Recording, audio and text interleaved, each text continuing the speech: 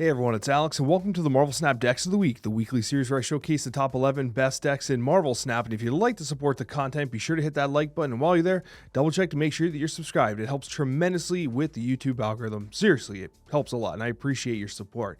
With that being said, as always, we're doing things a little differently this week. We've got a budget deck on the screen here, which I'll talk about in a second, although it's kind of self-explanatory. But the other thing worth mentioning is that once again, this week, we're going to be talking about 5 Grand Arena decks, 5 ranked decks, and all the stats we're using. They're untapped-based statistics, infinite only, and taking into account the most recent OTA. All right, so all the stats you're seeing are accounting for the most recent balance update. So talking about Destroy here at a 56% win rate and 8.41 cube rate. This is the budget ranked deck. It does have Nico Minoru in it, which is technically an expensive Series 5 card. But Nico is one of those cards that if you have not yet unlocked, absolutely worth your tokens, absolutely worth unlocking. Goes in so many different shells. So I'm okay with recommending a deck with Nico because if you're going to spend resources somewhere, Nico is a great option.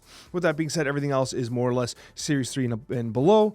And it's a great list. Like, this has been a very consistent list. A 0.41 cube rate post infinite is fantastic. Now, yes, we'll talk about decks with higher win rates, but the cube rate here is phenomenal for a budget-based list. So if you're looking to play some budget, Destroy's the way to go here. And we're even going to be talking about the Maximum Carnage Destroy deck when we talk about the Grand Arena decks as well. So stay tuned. We're actually going to get started here with the Grand Arena, and I should actually just transition right to it. And yeah, so Carnage is currently the 5th highest win rate in Grand Arena. We do have one outlier that's a little higher. Well, in terms of like actual win rates across Grand Arena, we have one major outlier, which we'll talk about as the number 1 deck. But Carnage is running a 60% win rate. It's doing very well. This is currently the top performing version of Carnage. It is running Kid Omega, so yeah, not quite as budget friendly as the one I just showed you, but that was a ranked deck. This is the arena based deck. And of course, you know, with the Maximum Carnage and being able to use the skill to move him to multiple locations, it gives something like a Sabretooth like a breath of fresh air, like some new life, because Sabretooth will be able to get those multiple procs, especially with the Carnage and the Maximum Carnage skill. Sabretooth suddenly creates a lot of value for the likes of Null and Death, and that extra energy makes Death, Null, and Zola very fun to play, specifically with the Null and Zola combination you can do on turns 5 and 6. So anyways, really like this Carnage deck. It always has been one of my favorite ones, despite now, again, there's a bit of an outlier considering the latest ban wave in the Grand Arena. That's going to take us to number 4, and it's going to be The Thing. Now, this is it's a clown card deck, let's be honest. We're going to talk about clown card a couple times here. It is a clown card deck. We are focusing in on the end of turn type skills. And Prodigy here, which is great. Prodigy is actually, you know, in my testing with this deck, like there's a lot of really good targets for Prodigy. And obviously the Invisible Woman First Steps here really maximizes the opportunity to get some preferable kind of hits with these cards, right? And if you have cards like Mr. Fantastic First Steps Out, you can even do it on turn 5 to really kind of, you know, juice your thing up and stuff like that with the Invisible Woman First Steps. And of course, on turn 6, you do have the opportunity to kind of, you know, double proc the Sunspot, double pew pew the Cyclops, stuff like that. It's a good list, running a 60.7% win rate, ever so marginally above the Maximum Carnage list. And so if you're looking for some high impact gameplay in the arena, you can go with this here.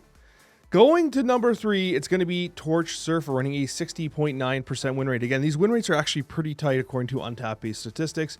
And this here is going to be the one that, if you're playing Surfer, there is a higher ranked kind of Surfer deck in the ranked mode, right?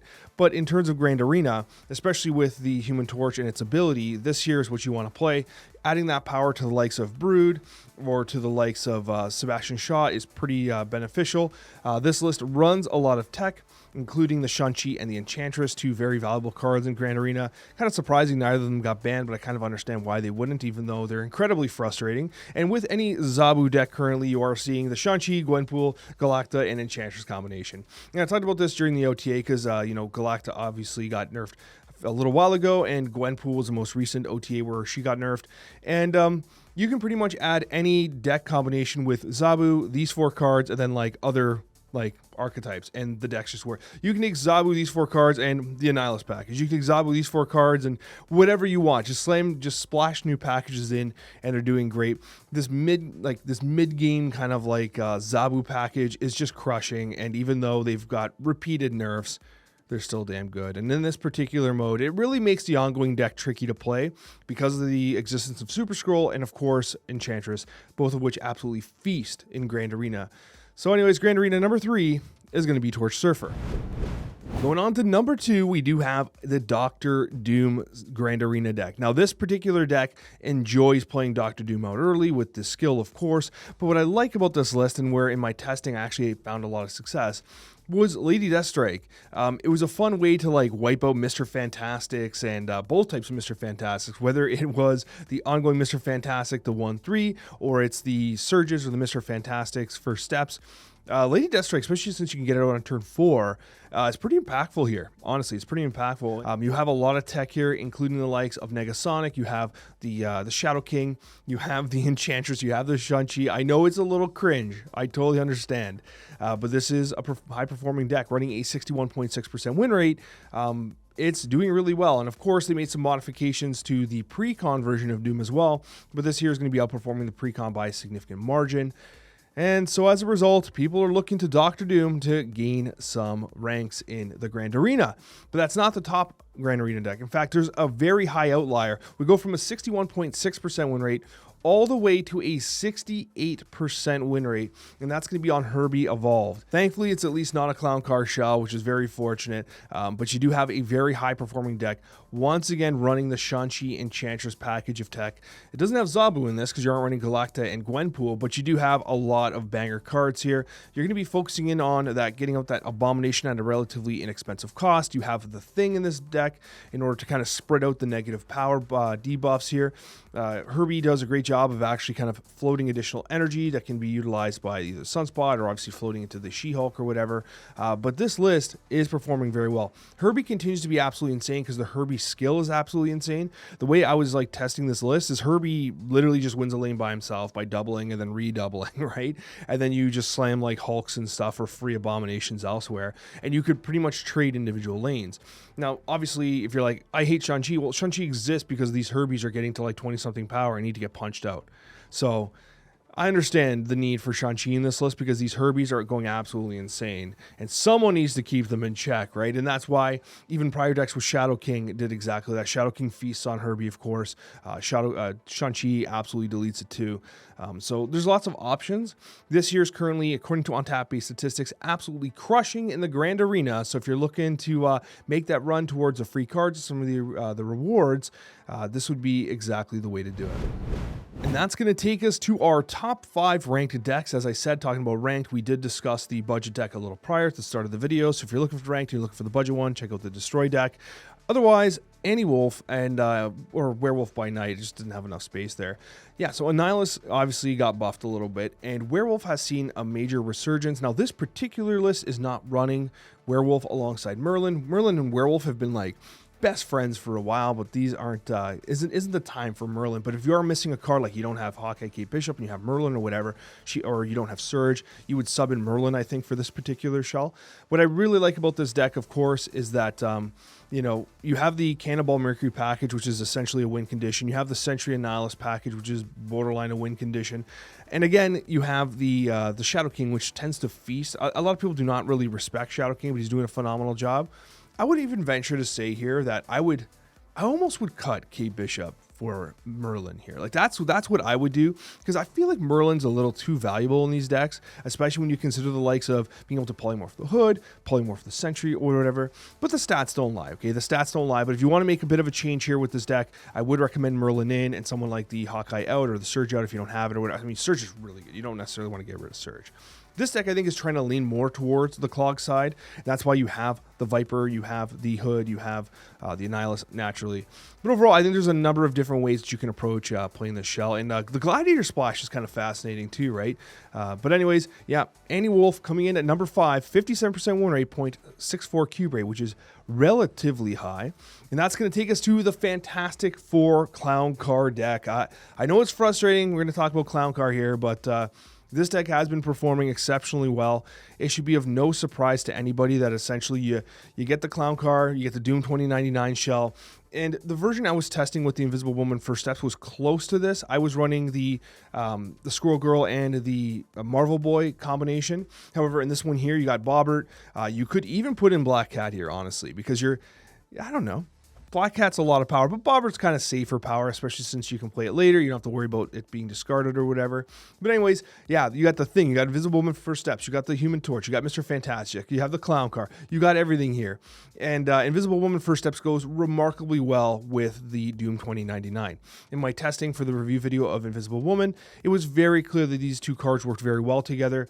The double procs of a lot of these effects is remarkably powerful, whether it's on turn 5 with the Mr. Fantastic to set up your turn 6, or of course on turn 6, you could even do something as simple as you basically play your Doom 2099 on turn 6 and then activate the Invisible Woman, and you'll get 2 bots out. Right? So it's like it's a different way of approaching a Doom play. Anyways, fantastic for 2099, running a 59% win rate and a 0.56 cube rate. Significant power output from the Invisible Woman First Steps. And I don't know if that surprises anybody because the card has looked cracked for a while. And it was one of my top picks of the month.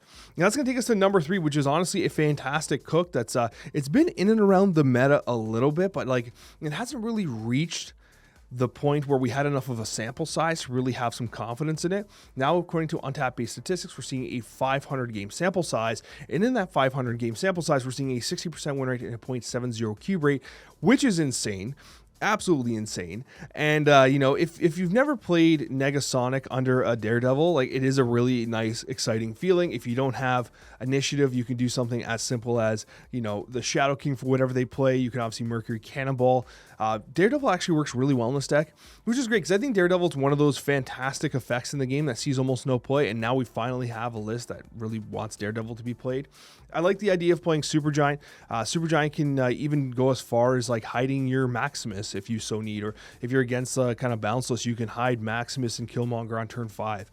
Because obviously Maximus is draw is a little suspect. Of course, you can hide your Ronin for all that matters because you're not running a Mystique in this given case, so you don't really need to kind of get those lined up.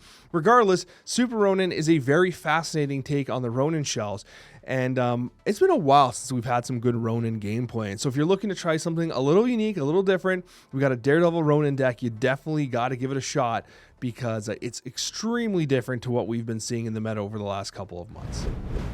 Going into our top 2, these are the top 2 best decks in Marvel Snap right now. We do have a Clown Car shell, which is actually not an Evo shell, and I found this to be very fascinating. Since the most recent OTA, we saw buffs to the like of Black Cat. Hell yeah, Black Cat actually making a deck unironically here that isn't Hela, and it's going alongside the end of turn effects of Marvel Boy. It's basically an end of turn deck, right? That uses Clown Car to kind of buff everything up. And then you have the Invisible Woman to double proc those end of turn effects. And you even have the Prodigy. There's some interesting things you can do with Prodigy. You can obviously Prodigy the Athena, you can Prodigy the Havoc. You could even Prodigy the Marvel Boy, which I did on a number of different occasions. And then when you combo with Invisible Woman, you get all these crazy pew-pews. There's pew-pews everywhere. And all of a sudden these one-drops get absolutely massive, right? There's a lot of really interesting things you can do here. And obviously the Squirrel Girl helps to kind of like set up your board state. So like you can play, okay, Squirrel Girl goes out, and then I play one card here, and then now I can kind of set up where my Prodigy is going to go. Prodigy is actually a low-key winner in this particular shell. But anyways, it's running a 61% win rate. It's running a 52 cube rate, which is very, very high. And with the cards in the most recent OTA, this is a pretty fascinating list. And it's really cool to see how Invisible Woman First Steps was not only great with the 2099 shells, but also with the end of turn shells, including the likes of Havoc and Athena, who I've always loved. I really like Havoc and Athena. They are 2 of my favorite cards in the game. I wonder if this is going to kind of supplant the Kitty Pryde versions, or like the standard versions we've been seeing, where basically like you're running those all those 3 cards for value, like the Sages and the Cassandra Novas, and now you have the opportunity to maybe try to do something a little different because of the Invisible Woman First Steps. We'll have to see if this deck evolves any further, but still a very fascinating rank number 2. And coming in as the number 1 ranked deck of the week, and be sure to hit that subscribe button if you're not subscribed, and if you haven't hit the like button yet, I would certainly appreciate it. But outside of all that YouTube cringe stuff, we still have the Surfer running a 63% win rate and a 0.73 cube rate. It's high, and these decks have been performing exceptionally well for a long time here. They're very good at grabbing initiative, which makes the Negasonic a very fun play. And of course, if you sneak the Negasonic out and then you're able to activate your Fenris, you get a lot of value there. More importantly, though, you have Gambit, which is kind of hilarious, right? Like, Gambit is one of those cards, like, I find myself trying to cut Gambit out of decks, even though I love Gambit, but like, let's be real, guys. Gambit is such a scam half the time.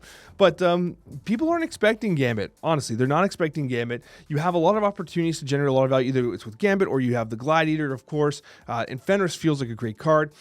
Guardian is so good in the game right now, and I don't think it needs to be spoken about just how good the combination of Mr. Fantastic and Surge Aura for turn 2, to the point where you don't even have to run 1-drops anymore, and you're running basically the 3 best 2-drops in the game right now for Silver Surfer in Surge, Mr. Fantastic, and Fenris, alongside a whole bunch of disruption packages. So anyways, this deck does cut the Gwenpool in favor of just simply Galacta and Shang-Chi for 4-drops. So now we're seeing an iteration of Surfer that has no Sarah, no Gwenpool, and a massive win rate in early testing. So I just want to showcase it to you guys. Still relatively small pool of games on it, so we'll have to see how it evolves over time. But either way, if you want to play some Silver Surfer, now's the time. Thanks so much for watching, guys. I sincerely appreciate each and every one of you, and we'll see you on the next Marvel Snap video.